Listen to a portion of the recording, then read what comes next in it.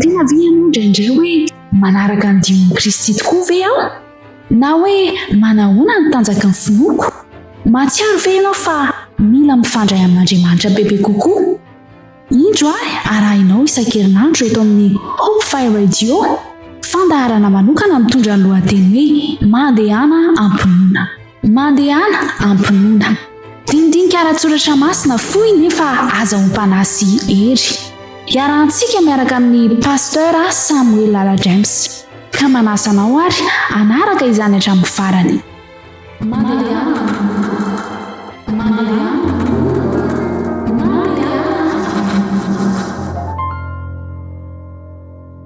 Ry mpiaino ajaina isany isika rehetra izay manaraka mandrakariva ity fandarana ity, miaraba antsika rehetra amin'ny anaran'ny tompo indray ny tenako, ary faly ny hanoizantsika hatrany izao dindinika ara-tsoratra masina izao. Mbola hotoizantsika androany indray ilay nojerentsika tamin'ny farany dia mikasika ny fitsaran'Andriamanitra izany. Ahoana ny fizotra ny fitsaran'Andriamanitra? Iza no ho tsaraina ary iza no ho afaka ao amin'ny fitsaran'Andriamanitra, na izay ho very mandrakizay ao aorianany fitsaran'Andriamanitra? Andeha hoentintsika ambavaka izao dindinika izao, ka manasa antsika rehetra hiaraka hanatanteraka izany vavaka izany. Vavaka isika.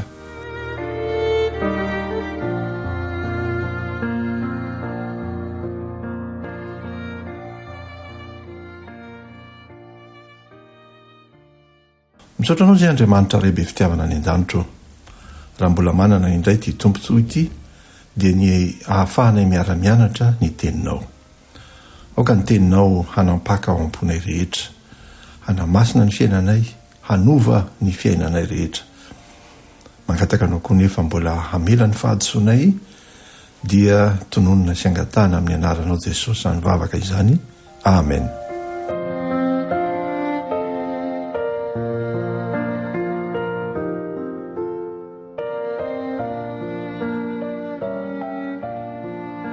Ry mpiaino ajaina isany, ny toko sy andininy izay hanorenantsika ity afatra ity dia izay hita amin'ny Apokalipsy toko 7:20, andininy 9 sy ny 7, izay hovakitsika amin'ny anaran'ny tompo manao hoe: ary hitako fa indro nisy anjely iray koa nanidina teo afovoan'ny lanitra, nanana filazantsara mandrakizay ho toriana amin'izay monina ambonin'ny tany sy amin'ny pirenena sy ny firenena ary ny samy hafa fiteny sy ny olona rehetra, nanao tamin'ny feo mahery hoe: matahoran'Andriamanitra ka omeo voninahitra izy, fa tonga ny andro fitsarany. Ary miankoa feo ny lohan'izay nanao ny lanitra sy ny tany sy ny ranomasina ary ny loharano. Izany no afatra lehibe izay nentin'ilay anjely voalohany ry mpiaino ajaina isany, dia antso ho amin'ny fatahoran'Andriamanitra sy ny fanomezana voninahitra azy, ny fiankofany eo anatrehany, satria tonga ny andro fitsaran'Andriamanitra. Eny, ny antony fitsaran'Andriamanitra ry ava-malalisany dia ny ho fanehoana ny marina, ho famonjena ireo rehetra izay nandeha tamin'ny mpahamarinana teto amin'ity zao tontolo zao ity, izay natahotra an'Andriamanitra, ary koa ho famalina ny fahatezeran'Andriamanitra ho an'ireo rehetra izay nandeha tamin'ny faharatsiana, nanapatra ny heriny ho fampahoriana ny hafa, ho famalina ireny mpanao ratsy rehetra ireny, ka ny afo sy ny fahatezeran'Andriamanitra no hiandry azy. Eny, ny fahatezeran'Andriamanitra izay hanameloka azy hitondra fahaverezana mandrakizay ho an'izy ireny. Zany ary no antony fitsaran'Andriamanitra hamaly soa ny mpanao soa rehetra, ny mpandeha amin'ny fahamarinana rehetra izay natahotra an'Andriamanitra, izay nino an'i Jesosy Kristy, fa ireo izay nanao tsintsinina kosa ny didin'Andriamanitra, ireo izay nandeha tamin'ny tsirariny, ireo izay nanao ny ratsy, dia ho fahatezerana mandrakizay, fahaverezana mandrakizay no hiandry azy ireny.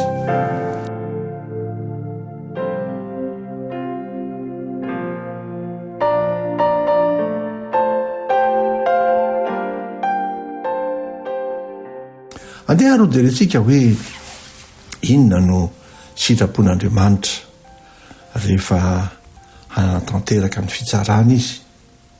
Tsara ny makitsika izay voalaza ao amin'ny apokalipsy 20:20 izay mamintina ny vokatra izany fitsarana, ny fitsaran'andriamanitra sy ny vokatra izany fitsaran'andriamanitra izany.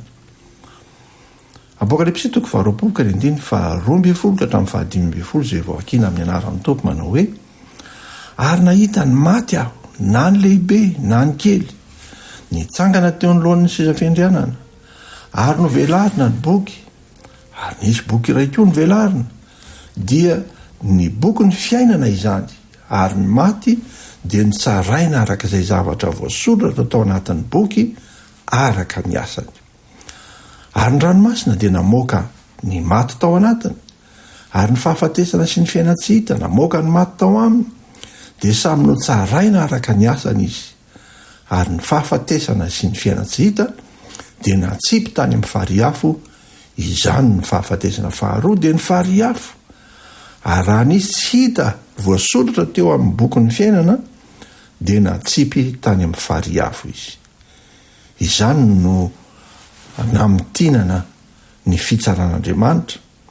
Hitantsika eto izany dia avamalalisany fa ho tsaraina araka ny asany avy ny olona tsirairay, dia araka izay voasoratra tao amin'ny boky. Misy boky izany izay hanoratan'Andriamanitra izay nataony tsirairay, na soa na ratsy. Io boky voalohany io dia atotsika hoe boky fitadidiana. Angamba mety resaka tsika hoe dia boky, mila boky ve Andriamanitra mba ahatserovana n'izay nataontsika? Eny ry afa-malalisany, tsy voatery ho boky ara-baky teny no resahana eto, fa ny tiana azy eo dia hoe izay rehetra nataontsika, na soa na ratsy, dia fantatr'Andriamanitra, voarakitra eo anatrehiny avokoa. Tsy misy miodivotra eo mason'Andriamanitra izay nataontsika rehetra, na soa na ratsy. Eny hatramin'ny teniteny foana aza. Vao izany nolazain'i Jesosy rehefa niresaka tamin'ny mpianatra izy, rehefa vakinana eo amin'ny Matteo 12:7-7 sy ny 7:7, dia izao ny voalaza ny teniny hoe: fampamoahina ny olona ny amin'ny andro fitsarana no ny teny foana rehetra izay ataony. Fa ny teninao no hanamarinana anao, ary ny teninao no hanamelohana anao. Hay izany na dia io teniteny ataontsika io aza, indraindray tsika miteniteny foana, miteny ratsy, miteny lainga, miteny fitaka, manosom-potaka ny hafa, manao zavatra laza be, tsy zavatra tsy misy nefa dia teneniny, na koa manao teny fikasana hoe omeko an'izao ianareo, ataoko izao, kanefa tsy manatanteraka an'izany. Dia hoy ny tenin'i Jesosy eto hoe: hampamoahana ny olona amin'ny andro fitsarana no ny teny foana. Ilay teny foana eto izany dia ilay teniteny foana tsy misy heviny, tsy misy dikany, ilay teny pokaty, ilay teny ratsy, teny foana izay ataony.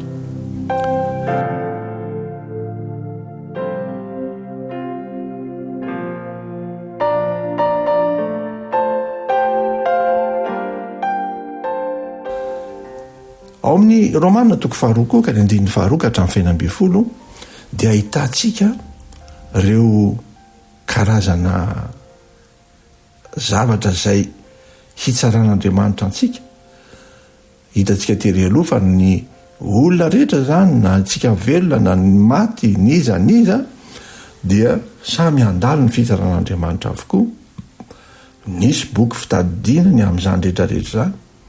Ary koa misy boky ny fiainana izay voalaza teo, fa hisy boky ny fiainana izay hitehirizana ny anarantsika koa. Entina ilazany zany hoe tsy midivotra eo anatrehan'Andriamanitra ny olona izay nandeha tamin'ny fahamarinana, izay nandeha tamin'ny fahatsoram-po sy ny fanetetena sy ny finoana an' Jesosy sy ny fanaovana ny marina, tsy adinon'andriamanitra koa izy ireny. Dia ato amin'ity romana toko faharokany andininy faharokatra amin'ny fenambe folo ity dia milaza ny toetoejavatra ihany koa izay hitsaran'andriamanitra izao tontolo izao. Hoy ny vaky ny tena amin'ny anaran'ny tompo manao hoe nefa fantatsika fa ny fitsaran'andriamanitra dia araka ny marina amin'izay manao toy izany. Ary ianao raha lehilahy izay mitsara ny manao izany kanefa manao izany koa ny tenanao, moa ataonao va fa ho afa mandositra ny fitsaran'andriamanitra ianao? Sa hamavonao ny aren'ny hamoram-panan'andriamanitra sy ny fandeferany sy ny faharipony, satria tsy fantatrao fa ny fahamoram-panan'andriamanitra dia mitaonanao hibebaka. Fa ny ditranao sy ny fonao tsy mibebaka no iraketanao fahatezerana ho anao amin'ny andro fahatezerana sy fampisehoana ny fitsarana marin'Andriamanitra izay hamaly ny olona rehetra araka ny asany avy. Ho an'izay maharitra manao soa mandrakariva ka mitady voninahitra sy laza ary tsy fahafatesana dia fiainana mandrakizay. Fa ho an'izay mitady ny ho an'ny tenany ihany kosa sady tsy manaraka ny marina fa manaraka ny tsy marina dia fahavinirana sy fahatezerana, eny fahoriana sy fahantrana ho an'ny fanahin'ny olona rehetra izay manao ratsy. Amin'ny Jiosy aloha dia vao amin'ny jentilisa koa, fa voninahitra sy laza ary fiadanana kosa ho an'ny olona rehetra izay manao ny tsara. Amin'ny Jiosy aloha dia vao amin'ny jentilisa koa, fa tsy misy fizantavan'olona amin'Andriamanitra. Eto izany dia tiako hazavaina kely hatreo fa ilay tianao lazaina hoe fa amin'ny Jiosy aloha dia vao amin'ny jentilisa koa, ny Jiosy mantsy no firenena izay ny fidian'Andriamanitra. Ireo Jiosy ireo izany dia nanana tombontsoa mihitsy na hafantatra ny fahamarinana, satria dia nomen'Andriamanitra ny didy folo izay tokony no arahany.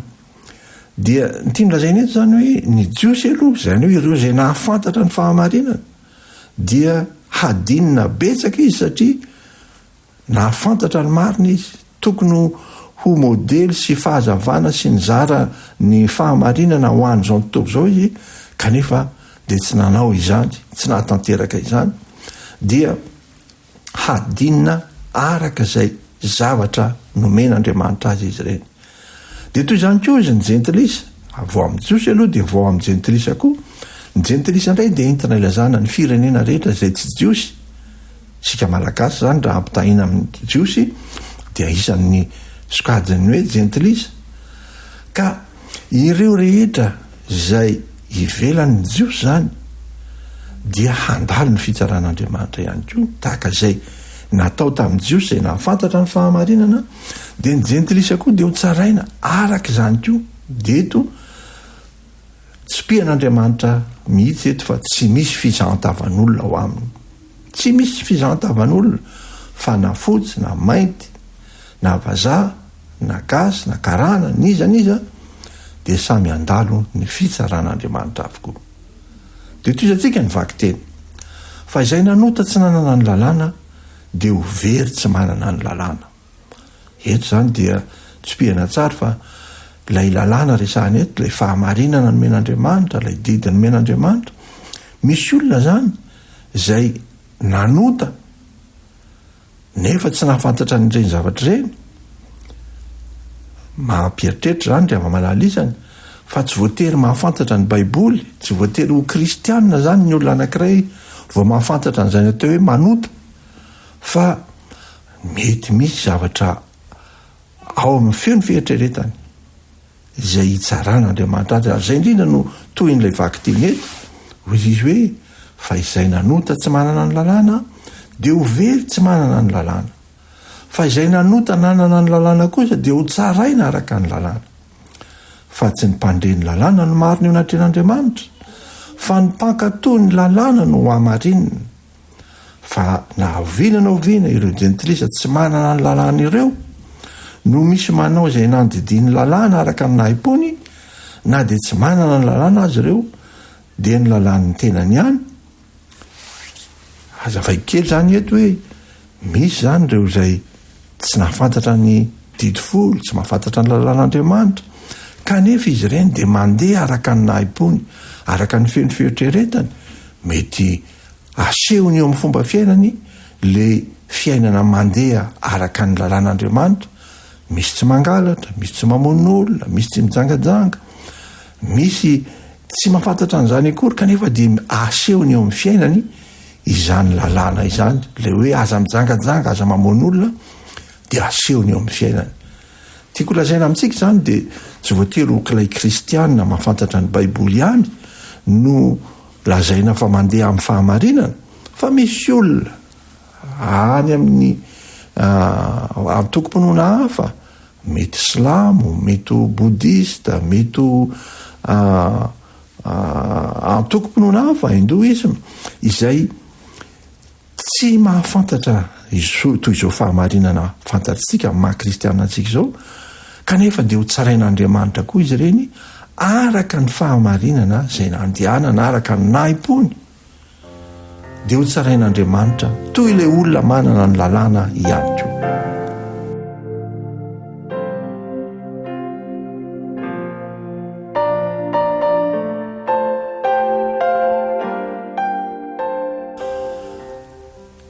Marina ny fitsaran'Andriamanitra ary piainy malala izany. Tsy mba misy fiangarana ao amin'ny fitsaran'Andriamanitra, fa ny zavatra ataon'ny olona tsirairay dia iseho eo anatrehan'ny fitsaran'Andriamanitra. Na nahafantatra ny lalàna izy, na nahafantatra ny fahamarinana raketin'ny baiboly izy, na tsia dia samy andalo eo anatrehan'ny fitsaran'Andriamanitra avokoa. Dia izao no voalaza eo amin'ny 5:5. Fa ireo maneho ny asan'ny lalàna ho voasoratra ao am-pony. Hitantsika amin'izany hoe lay hoe aza mangalatra hozy ny 10 dia asehon'izy ireny eo amin'ny fomba fiainany, na dia tsy nahafantatra an'izany fahamarinana izany azy izy, sady ny fieritreretany ny vavolombelony ary ny fisainany mifampiampanga nefa mba mifanahaka ihany koa aza.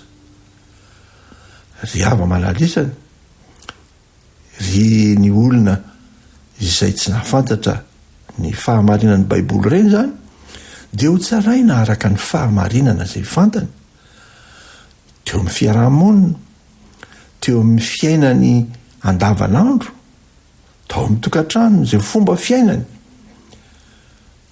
dia ho tsarain'Andriamanitra araka izany izy, satria Andriamanitra dia mibitsika ao am-pon'ireny olona ireny ny amin'ny hoe ity tsara tokony atao, ity ny marina tokony izorana, ity no marina tokony holazaina, mibitsika ao am-pon'ny olona tsirairay, na kristianina izy na tsy kristianina, dia ho tsarain'Andriamanitra araka ny nahi-pony sy ny feo ny fieritreretany ireny olona ireny. Dia izao no voalaza amin'ny 9:12,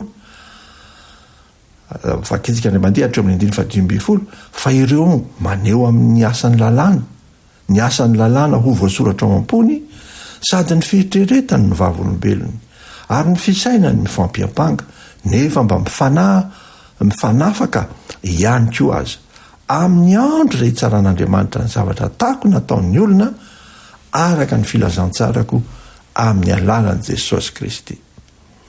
Tsy misy miodivotra amin'ny fitsaran'Andriamanitra ry hava malala isany, na kristianina izy na tsy kristianina, na nahafantatra an' Jesosy Kristy izy na tsy, fa ho tsarain'Andriamanitra araka izay voarakitra eo anatrehany na soa na ratsy avokoa ny olona rehetra.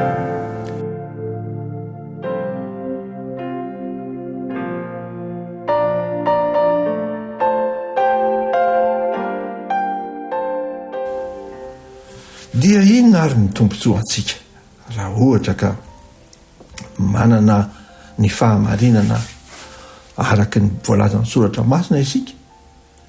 Eny ry hava malala isany, tombontsoa ho antsika ny manana ilay zanak'Andriamanitra izay nomeny mba ho avitra noho ny fahotantsika. Izany ny voalazan'ny Jaona 4:9, fa toy izao no nitiavan'Andriamanitra n'izao tontolo izao, dia nomeny ny zanany lahy tokana mba tsy ho very izay rehetra mino azy, fa hanana fiainana mandrakizay. Izany tombontsoa ananantsika ny amin'ny fananantsika ilay zanak'Andriamanitra zany, ny finoantsika azy zany, dia tian'Andriamanitra mba ho zaraintsika amin'ny hafa koa, ampahafantarina an'izy ireny fa misy ny fitsaran'Andriamanitra, ary izay mandray ny zanak'Andriamanitra izay mino azy dia tsy homeloina fa hanana ny fiainana mandrakizay. Andeha ho antso tanteritsika bebe kokoa ny amin'izany hoe tsy ho voaheloka na ho verina hiara-ny fahatezeran'Andriamanitra izay rehetra mino ny zanak'Andriamanitra. Ao amin'ny Jaona 5:22 dia ahoana hoy ny voalaza?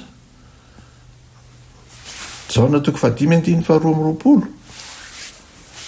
ary ny ray aza tsy mitsara olona fa ny zanaka no nomeny ny fitsarana rehetra. Mahafinaritra zany fanambarana zany. Hay Jesosy Kristy io zany sady mpitsara no mpisolo vava ho antsika.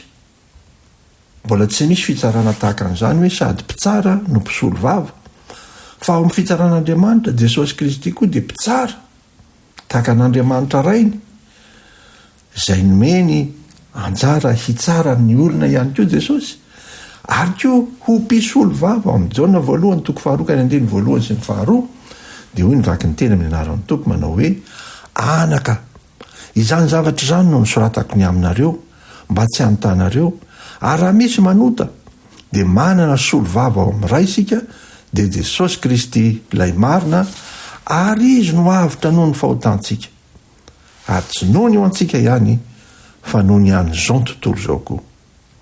Hay zany ty Jesosy Kristy ity izay nomen'Andriamanitra ho mpamonjy izao tontolo izao dia nataony ho mpisolo vava ao amin'ny fitsarany ihany koa, ary antsoina isika hanatona an' Jesosy Kristy. Izy ilay avotra noho ny fahotantsika, avotra noho ny fahotana izay vitan'izao tontolo izao, ka tombontsoa antsika ny manatona an'io Jesosy Kristy izay marina, mpisolo vava antsika eo anatrehany ray, dia mba hiady ho antsika izy, tonga antsika ho afaka eo amin'ny fitsaran'Andriamanitra.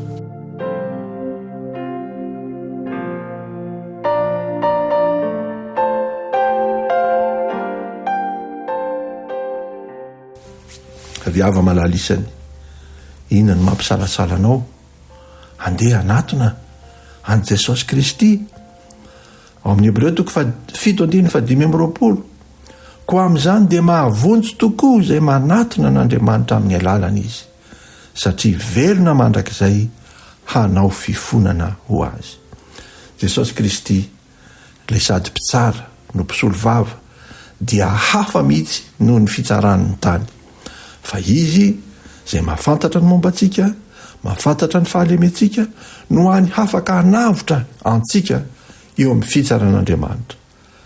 Fa mahavonjy tokoa izy, tsy misy isalasalana, tsy misy tokony hatahorantsika ny amin'izany, fa manatona azy, atolory azy ny fonao, mibeba ny amin'ny fahotana rehetra vitanao, fa mahavonjy tokoa izay manatona n'Andriamanitra amin'ny alalany izy, satria izy dia mifona ho antsika, velona mandrakizay hanao fifonana ho antsika izy. Zany koa no voalaza amin'ny Salamo 2:3 sy 2 manao hoe sambatra ny olona izay voavela ny elony sy voasarona ny fahotany, sambatra ny olona izay tsy isain'i Jehova eloka ary tsy misy fitaka ny fanahiny.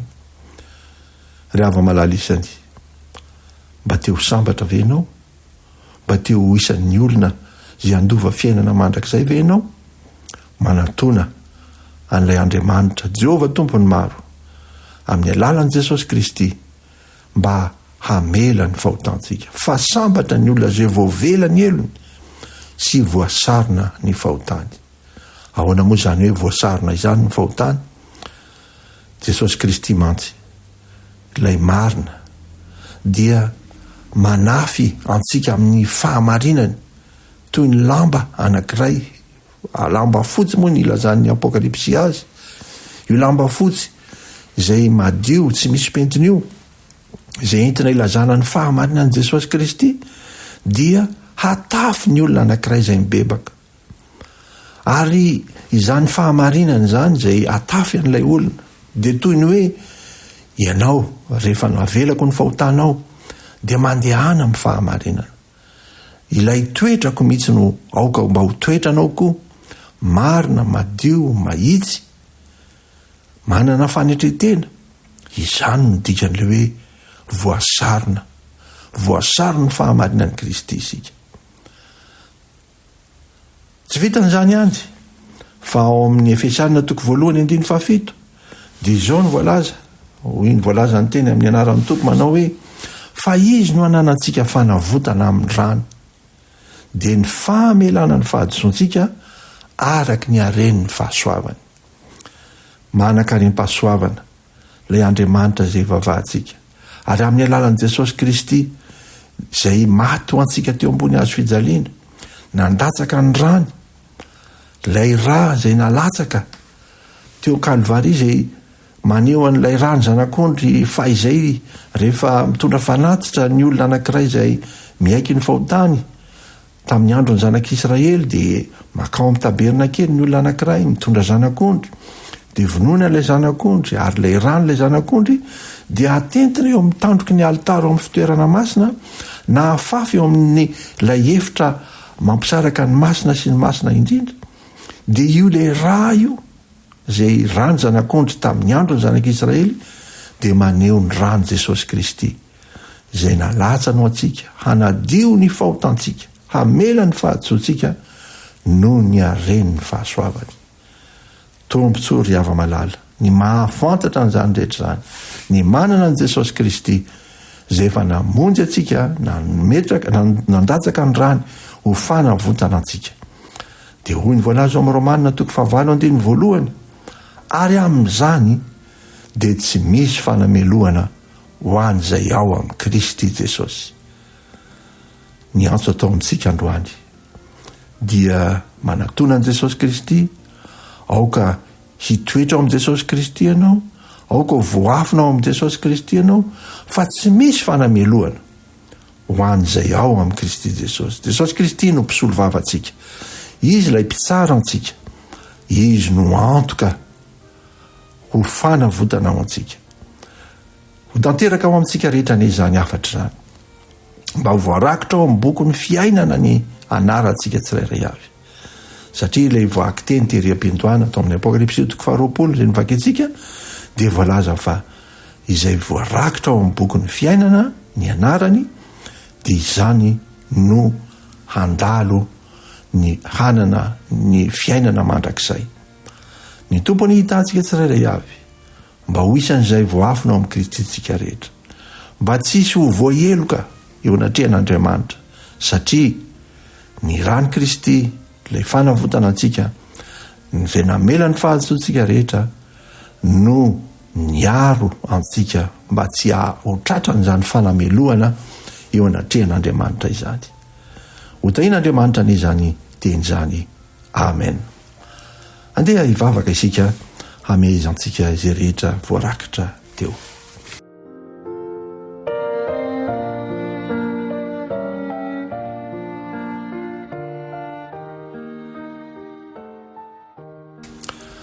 Ry Andriamanitra ray be fitiavana any an-danitro, misaotranao indray izahay no ny teninao izay mampatsiaro anay indray androany, fa ny fitsaranao izay tsy azo hidovirana, izay tsy maintsy antalovan'ny olona rehetra, na ny nahafantatra anao na ny tsy nahafantatra anao, dia tombontsoa anay kosa nefa nahafantatra androany fa raha ao amin'ny Kristy Jesosy izahay, raha mandray an'i Jesosy Kristy ho tompo sy mpamonjy anao anay, raha manatona azy izahay mba ho mpisolo vavanay eo amin'ny fitsaranao, dia ho afaka izahay. Da io ny mpiaino rehetra mba ho isan'izay ho afaka eo amin'ny fitsaranao, ka ho voasoratra ao amin'ny boky ny fiainana ny anaranay rehetra, izahay sy ny ankonanay sy ny fianakavianay rehetra, dia tianay Andriamanitra mba ho isan'izay handova ny fiainana mandrakizay. Izany rehetra izany dia tianay angatahana sy tononona amin'ny anaran'i Jesosy tompona irery ihany. Amen.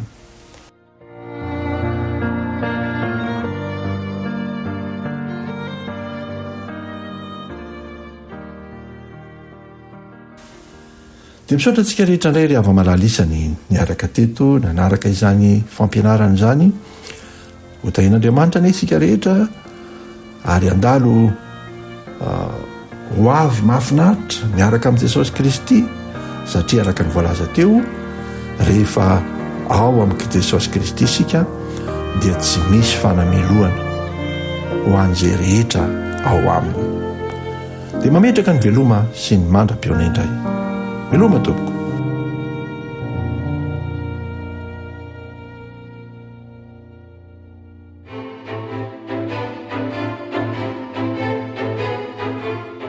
Narahinao teo dinidinika ara-tsoratra masina mitondra ny lohateny hoe mandehana ampinoana. Niarahantsika niaraka tamin'ny pasteur Samuel Lala James.